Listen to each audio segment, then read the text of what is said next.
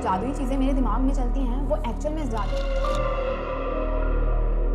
जो लाइंस होती है उस पे अपना पैर कभी नहीं रखते थे। जल्दी ऑफलाइन भी चली गई। उनका पहला कदम लेफ्ट पैर से होता था। राम के पास सिर्फ ब्रेकअप का दर्द नहीं था।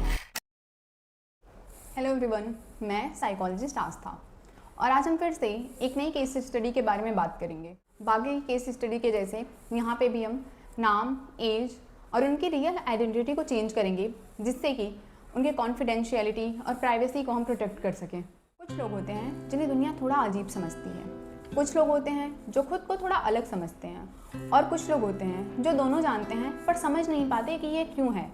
तो ये कहानी है राम की और शायद थोड़ी सी आपकी भी। राम की लाइफ को अगर हम बाहर से देखें तो सब कुछ नॉर्मल पेरेंट्स, नॉर्मल सी ज़िंदगी, नॉर्मल फैमिली से बिलोंग करते हैं। पर अंदर से राम एक ऐसी दुनिया में रहते थे जहाँ कोई भी चीज़ रैंडम नहीं थी। हर कोइंसिडेंस एक मैसेज होता था उनके लिए, हर स्ट्रेंज फीलिंग एक सिग्नल होती थी उनके लिए, हर पैटर्न कोई ना कोई मतलब रखता था। और ये सब तब शुरू हुआ जब वो 8 साल के थे। स्कूल जाते वक्त राम जब फुटपाथ पर चलते थे तो वो एक काम करते थे कि जो लाइंस होती है उस पर अपना पैर कभी नहीं रखते थे। जो बीच की जगह होती है टाइल्स के, उसमें हमेशा अपना पैर रखते थे और ये रूल उन्होंने कभी नहीं तोड़ा। एक दिन सुबह स्कूल जाते वक्त वो बहुत जल्दी में थे क्योंकि उनको लेट हो रहा था, तो गलती से उनका पैर लाइन पे पड़ गया। उस दिन स्कूल में टीचर ने उनको बहुत डांटा और 8 साल के राम के ब्रेन ने ये कनेक्शन बना लिया कि अगर लाइन पे मैंने पैर रखा तो इसका मतलब है कुछ ना कुछ तो बुरा ही होगा। हालांकि ये बहुत सारे बच्चे करते हैं और भूल भी जाते हैं, बट राम ये नहीं भूला। एक दिन का इंसिडेंट ये था कि एग्जाम से एक रात पहले उनके हाथ से पेंसिल गिर के टूट गई। राम का पूरा शरीर कांपने लगा। उनको ये लगने लगा कि अब तो पेपर खराब होगा पक्का, चाहे कुछ भी हो जाए, क्योंकि अब तो पेंसिल मेरे हाथ से गिर गई है। अब आपको ये सुनने में लग सकता है कि यार कोई इतना इलॉजिकल कैसे सोच सकता है, बट आगे चल के आपको पता चलेगा कि इसका बहुत सॉलिड रीज़न है। जब भी वो घर से निकलते थे तो हमेशा उनका पहला कदम लेफ्ट पैर से होता था। एक दिन राइट से हो गया। पूरे दिन एंजाइटी, पूरे टाइम उनको ऐसा लग रहा था कि कुछ ना कुछ तो बुरा ही होने वाला है, कुछ तो बेकार होगा। बैग हमेशा लेफ्ट शोल्डर पे होना चाहिए, पानी की बोतल हमेशा स्पेसिफिक जगह पे होना चाहिए, होमवर्क करने के पहले 3 बार पेंसिल घुमाना, बहुत सारी चीज़ें ऐसा वो रेपिटेडली करते रहे। कभी कभी ये सच भी होता था, पेंसिल टूटी, पेपर मुश्किल आया, बैग उल्टा लिया तो दिन खराब हो गया और यहाँ उसका ब्रेन एक ट्रैप में फंस जाता है। अच्छा, तो ये सिर्फ राम के ब्रेन का नहीं, हम सब के ब्रेन का होता है। जब भी कोई चीज़ कभी कभी सच हो जाती है तो ब्रेन उसे रूल मान लेता है और इस फिनोमिना को साइकोलॉजी में मैजिकल थिंकिंग कहते हैं। कोई पागलपन नहीं होता। राम जब बड़े हुए, स्कूल, क्लास, दोस्त, कैंटीन सब कुछ ठीक था, फिर भी उनको बहुत सारी चीज़ें ठीक नहीं लगती थी। एक दिन क्लास में किसी ने एक जोक मारा, पूरी क्लास एक साथ हंसने लगी, पर राम का एक सेकंड के लिए दिल रुक गया कि सब मेरे बारे में बात करके तो नहीं हंस रहे हैं ना। वो पीछे मुड़े, सब कोई अपनी अपनी बातों में बिजी था, उनकी तरफ तो कोई देख भी नहीं रहा था। पर फिर भी राम के ब्रेन ने ये ऑलरेडी प्रेडिक्ट कर लिया था कि सब कोई मेरे बारे में बात करके हंस रहा है। एक दिन की बात है, कैंटीन में 2 लड़के साथ में खड़े थे। राम वहाँ से गुजर रहे थे। दोनों लड़के एक दूसरे को देखकर मुस्कुराने लगे, बस इतना ही हुआ। पर राम घर आए, रात को लेटा और 2 घंटे सिर्फ एक ही सवाल खुद से पूछ रहा था कि क्या उन्हें पता चल गया कि मैं नॉर्मल नहीं हूँ? क्या उन्हें पता चल गया कि मेरे दिमाग में जादुई चीज़ें चलती रहती हैं? और उसके पास इस चीज़ का कोई जवाब नहीं था। तो राम कॉलेज में थे जब उनकी लाइफ में एक लड़की आई जिनका नाम था प्रिया। प्रिया को राम की डेप्थ पसंद आई, उनका सेंसिटिव होना, उनका छोटी छोटी चीज़ों को नोटिस करना जो नॉर्मली कोई इतना नहीं करता था। 3 महीने तक सब कुछ ठीक था, रिलेशनशिप बहुत अच्छा चल रहा था। फिर एक शाम राम ने मैसेज किया, रिप्लाई नहीं आया। 1 घंटे बीत गए, 2 घंटे बीत गए। नॉर्मली हमारा कोई मैसेज ना देखे और रिप्लाई ना करे तो हमें लगता है कि शायद इंसान बिजी होगा और हम फ़ोन रख देते हैं, बार बार उसको मैसेज नहीं करते हैं, बार बार फ़ोन नहीं करते हैं। पर राम रेपिटेडली फ़ोन चेक करता रहा, रेपिटेडली उनको बैक टू बैक मैसेज भेजता रहा कि रिप्लाई क्यों नहीं आ रहा है, वो मेरा मैसेज सीन क्यों नहीं कर रही है। और उस पूरे 2 घंटे में राम का पूरा सिस्टम खाली हो गया था, वो कंप्लीट एंशियस हो गया था। अब राम के अंदर एक लूप स्टार्ट हुआ कि ये रिप्लाई क्यों नहीं कर रही है। अच्छा, तो सुबह में वो थोड़ी अलग भी लग रही थी, उसका टोन थोड़ा डिफरेंट था, वो उसका फेस भी थोड़ा डिफरेंट था, उसका रिएक्शन था। कनेक्शन तो ऐसा सच नहीं है कुछ, बट राम के दिमाग में ये चीज़ें चल रही हैं कि शायद कुछ तो सीन चल रहा है। कल जल्दी ऑफलाइन भी चली गई थी, वो भी उनको सस्पिशियस ही लगा। कोई और लड़का है क्या? कोई प्रूफ तो नहीं है, कोई रीज़न भी नहीं है, कोई फाइट भी नहीं हुई, पर फीलिंग उसको रियल लग रही थी कि शायद कोई और आ गया है हमारे बीच में। 2 घंटे बाद प्रिया ने उनको कॉल किया। राम ने कन्फ्रंट किया कॉल करते ही कि शायद मुझे ये लग रहा था कि तुम मुझे चीट कर रही हो, तुम मुझसे बोर हो गई हो। ये सारी चीज़ें उन्होंने कहना शुरू कर दिया। प्रिया कंफ्यूज हो गई। प्रिया ने बोला कि मैं तो काम में थी। राम ने उस टाइम तो मान लिया, पर राम का ब्रेन मानने को तैयार नहीं था। राम को ये लग रहा था कि क्या प्रिया मुझसे कुछ छुपा रही है, क्या मुझसे बोर हो गई है, क्या हमारे रिलेशनशिप में स्पार्क खत्म हो गया है, शायद कोई और लड़का आ गया है, क्या प्रिया ने मेरे सारे थॉट्स को पढ़ लिया है, क्या इसे मेरे थॉट्स सुनाई दे रहे हैं। ये सारे थॉट रैपिडेटली राम के दिमाग में चलना शुरू हो गया और ये सब लगभग 15 दिनों तक चला, जिससे थक कर प्रिया ने रिलेशनशिप को ख़त्म कर दिया। अब राम के पास सिर्फ ब्रेकअप का दर्द नहीं था, उनके साथ था खुद पे शक का पूरा एक तूफान। मैं रोक क्यों नहीं सकता हूँ खुद को, मेरा ब्रेन ऐसे क्यों करता है मेरे साथ, मैं इतना ज़्यादा क्यों सोचता हूँ। बट उनके पास कोई जवाब नहीं था। कभी किसी ने उनको बताया भी नहीं था, ना उनको कभी इन चीज़ों के बारे में कुछ आइडिया था कि ऐसा क्यों होता है, इसमें किसकी गलती है, ये क्यों है, क्या है, कुछ नहीं पता उनको। अब राम के पास सिर्फ एक ऑप्शन था कि शायद मुझे किसी थेरेपिस्ट से बात करनी चाहिए, किसी साइकेट्रिस्ट या किसी साइकोलॉजिस्ट के पास जाना चाहिए, जिसको मैं ये चीज़ें समझा सकूँ, शायद बिना बोले ही वो मेरी चीज़ों को समझ ले। तो उन्होंने हमारी इधर पहली बार अपनी थेरेपी वगैरह बुक की थी। वो थेरेपी शुरू होने के 10 मिनट पहले ही आ गए थे एंड कंटिन्यूस वो घड़ी को देखे जा रहे थे। फिर हमने उनको अंदर बुलाया थेरेपी रूम में, तो वो आए। हमने उनसे पहले तो कुछ नहीं पूछा, जस्ट हमने उनको बोला कि आप बैठ जाइए आराम से। राम आराम से बैठ गए। उनका हाथ अपने घुटनों पे था, नज़र नीचे थी, सीधे नहीं दिख रहे थे। कुछ सेकंड की शांति के बाद हमने उनसे पूछा कि राम आप कैसे हैं। तो वो थोड़ी देर शांत थे। उसके बाद उन्होंने बोला कि मैं ठीक हूँ, आप बताइए आप कैसी हैं।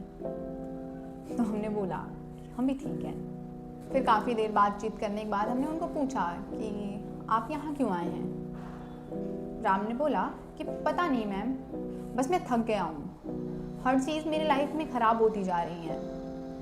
हमने पूछा कि किस चीज़ से आप थक गए हैं, तो उनका था अपने आप से। फिर हमने उनको बोला कि ठीक है आप अपनी कहानी बताइए थोड़ा, बचपन से, कोई जल्दी नहीं है, आप आराम से यहाँ बता सकते हैं, आपको कोई जज नहीं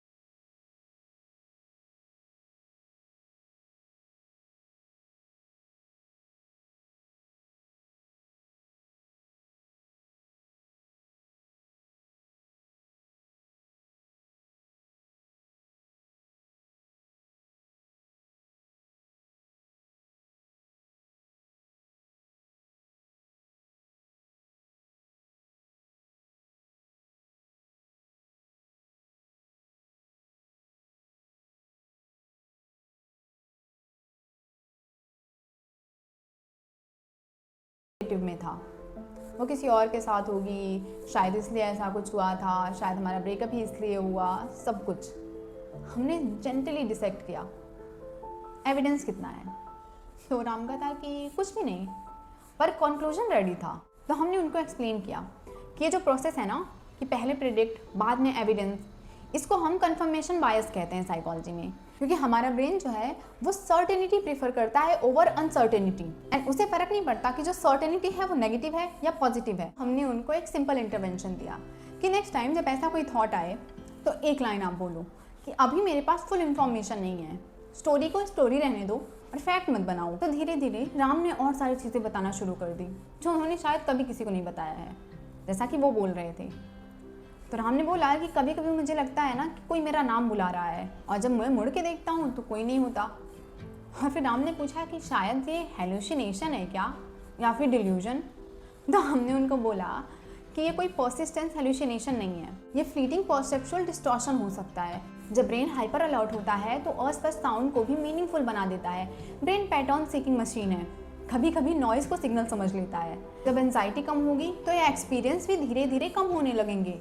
तो राम ने ये बोला कि मैम पहली बार मुझे इतना रिलीफ फील हुआ है, क्योंकि एक्सप्लेनेशन दिया गया है मुझे, जजमेंट नहीं। और ये सेशन हमारा कुछ दिनों और तक कंटिन्यू रहा। फिर स्ट्रक्चर्ड सीबीटी का हमने काम शुरू किया था, जिसमें पहला था थॉट क्वेश्चनिंग मॉडल, कि एविडेंस क्या है, अल्टरनेटिव एक्सप्लेनेशन क्या है, अगर कोई दोस्त होता तो क्या कहता। दूसरा बिहेवियरल एक्सपेरिमेंट, कि लॉग को 2 बार चेक करके ही निकलना है, फिर ऑब्जर्व करना कि क्या एक्चुअली में कुछ बुरा हुआ। तो सिंपली ब्रेन को लॉजिक से नहीं डेटा से कन्विंस किया जाता है। थर्ड था अटेंशन शिफ्टिंग, सोशल एंजाइटी में फोकस जो है वो सेल्फ मॉनिटरिंग से हटा के जेन्युइन लिसनिंग पे लाना। Fourth gradual exposure, fifth small wins. फिर एक दिन राम ने ये बताया कि उनको लगता है कि वो लोगों की एनर्जी फील कर सकते हैं। तो हमने उनको बोला कि आपको ये क्यों लगता है कि आप लोगों की एनर्जी फील कर सकते हो, इवन आप कभी आपके साथ कुछ गलत हुआ है इसके रिगार्डिंग। तो राम ने कहा कि हाँ। फिर हमने राम को बताया कि आपको स्किज़ोटाइपल पर्सनैलिटी डिसऑर्डर है।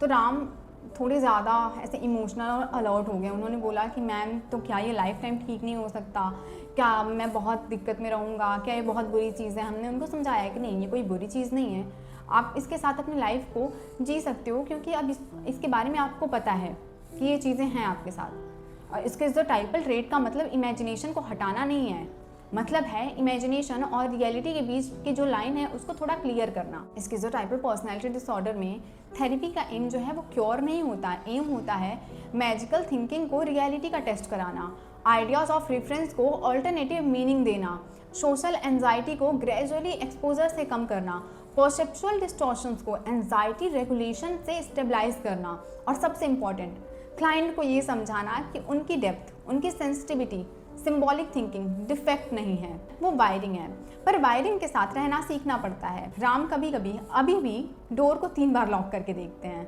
और कभी कभी 2 बार भी, और उसके बाद कुछ नहीं होता। इससे ब्रेन जो है वो थोड़ा नए पैटर्न्स को सीखता है। रिकवरी थोड़ी ड्रामेटिक होती है, पर कभी कभी इतना ही काफ़ी होता है।